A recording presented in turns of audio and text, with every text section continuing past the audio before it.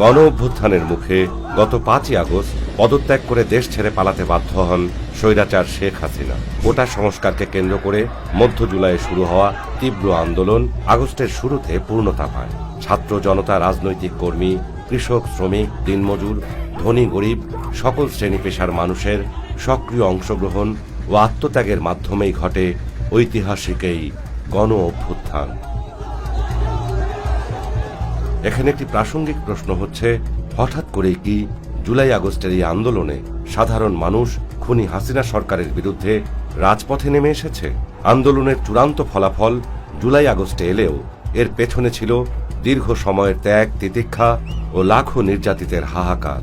2009 সাল থেকে ফ্যাসিস্ট আওয়ামী সরকারের দীর্ঘদিনের অত্যাচার, নির্যাতন, নিপীড়ন, গুম, খুন, দুর্নীতি, দুঃশাসনের কারণে মানুষের মধ্যে যে ক্ষোভ জমা হয়েছিল তারই বিস্ফোরণ ঘটেছে জুলাই আগস্টের এই বিপ্লবে। গত 15 বছরে এই গুম, খুন, বিচার বহির্ভূত হত্যা, গায়েবী মামলা, পুলিশি হয়রানি সহ নানা অত্যাচারের শিকার মূলত কারা? এই দীর্ঘ সময়ে স্বৈরাচারী হাসিনার নিপীড়ন আর নির্যাতনের মূল টার্গেট ছিল প্রধান বিরোধী দল বিএনপি। গত 1.5 দশকে সীমাহীন নিপীড়ন পোহাতে হয়েছে বিএনপির সব পর্যায়ের নেতাকর্মী আর সমর্থকদের। খুনি হাসিনার 15 বছরের শাসন আমলে প্রায় 2,500 মানুষকে বিচার বহির্ভূত হত্যা করা হয়েছে। নুরুজ্জামান জনি, মঞ্জুর মোর্শেদ শিপু, মাহবুবুর রহমান বাপ্পি, জসিমউদ্দিন আর সেলিম রেজা মিন্টুর মতো কমপক্ষে 1551 জন বিএনপির নেতাকর্মীকে হত্যা করা হয়েছে।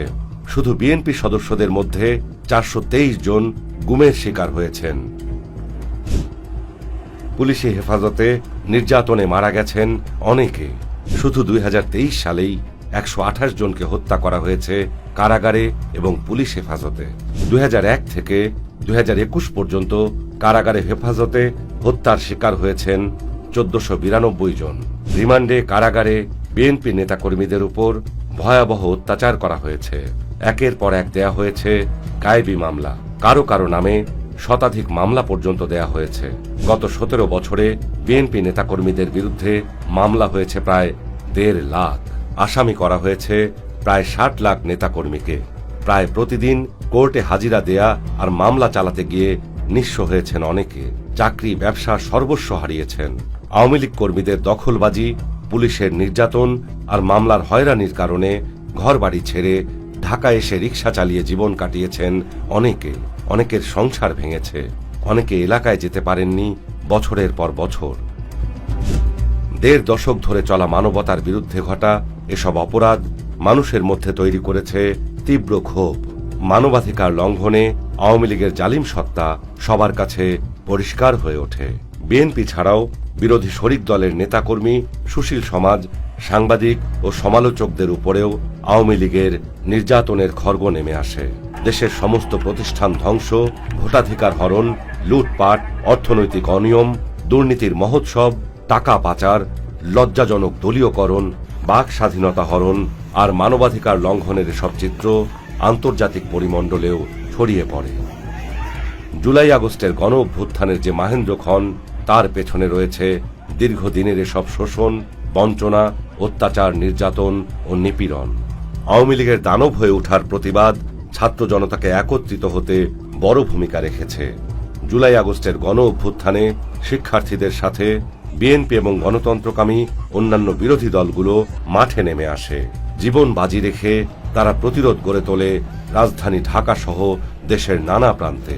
রংপুরে আবু সাইদ শহীদ হবার পর চট্টগ্রামে 16 জুলাই শহীদ হন ওয়াসিম আকরাম। ওয়াসিম চট্টগ্রাম কলেজের ছাত্র দলের যুগ্ম আহ্বায়ক ছিলেন। ওয়াসিমের মতো আন্দোলনকে কেন্দ্র করে বিএনপি এবং এর সহযোগী অঙ্গ সংগঠনের কমপক্ষে 157 জন নেতাকর্মী নিহত হয়েছেন। আহত হয়েছেন সহস্রাধিক। গ্রেফতার হয়েছেন কয়েক হাজার। স্বৈরাচারী হাসিনা আমলের এত গুম, খুন, অত্যাচার আর নির্যাতনের উদ্দেশ্য ছিল বাংলাদেশের রাজনীতির প্রধান দল বিএনপিকে মাথা তুলে না দাঁড়াতে দেয়া, বিরোধী মতের সকল আন্দোলন দমন করা। কিন্তু হাজারো নির্যাতনের পরেও বিএনপি তার অবস্থান হারায়নি। বিএনপির শীর্ষ নেতৃত্ব থেকে তৃণমূল পর্যন্ত নির্যাতিত হয়েও মাথা উঁচু করে দাঁড়িয়ে স্বৈরাচার সরকারের বিরুদ্ধে আন্দোলন চালিয়ে গেছে। বিএনপি তার শরিক গণতন্ত্র মনা দল ও ব্যক্তিদের নিয়ে দীর্ঘ ত্যাগের যে পটভূমি রচনা করেছে, তার উপরে দাঁড়িয়েই এসেছে কাঙ্ক্ষিত ছাত্র জনতার গণ অভ্যুত্থান। এই অভ্যুত্থানে ছাত্র জনতা, রাজনৈতিক কর্মী, শ্রমিক সহ হাজারো প্রাণের আত্মত্যাগ রয়েছে। গুরুতর আহত আর দৃষ্টিশক্তি হারিয়েছেন আরো হাজারো মানুষ। দীর্ঘ সংগ্রামের মাধ্যমে পাওয়া এই নতুন বাংলাদেশ, গণতন্ত্র অর্জনের এই প্রক্রিয়ায় হারানো ভাই বোন, সহকর্মী, সহযাত্রীদের আত্মত্যাগ আমাদের গণতন্ত্র, সাম্য ও মানবাধিকার ভিত্তিক রাষ্ট্র সমাজ গঠনে অনুপ্রাণিত করুক।